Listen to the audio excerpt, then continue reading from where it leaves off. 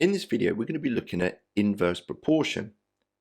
Now, in a previous video, we discussed the idea of direct proportion, and this question slightly differs the fact that f is inversely proportional to c. And the reason why it's inversely proportional is simply because as c increases, f is going to decrease. We also noted the fact that the proportionality symbol can be replaced that f is equal to k over c, where k is my proportionality constant connecting f and c.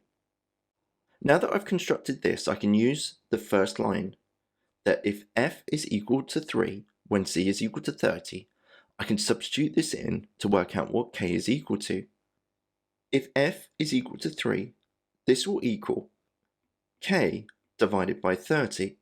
Rearranging by multiplying both sides by 30, this will give me that k is equal to 90. So now I can state that f is equal to 90 divided by c. The last part of the question states that find f when c is equal to 2. Well, now that I've got this, I can work out any value of f for any value of c.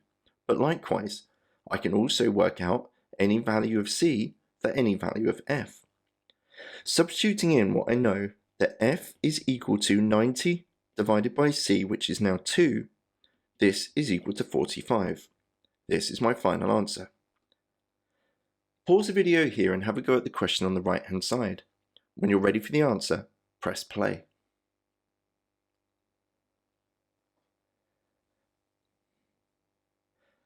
So with this second question, f is inversely proportional to m. I can first write f is equal to k divided by m. And using the first line, if f is equal to 1, when m is equal to 33, when f is equal to 1, when m is equal to 33, rearranging this, I can work out what k is. K is equal to 1 times 33, which is 33.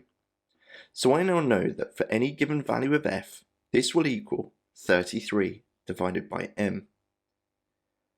My question states that I need to find f when m is equal to 11.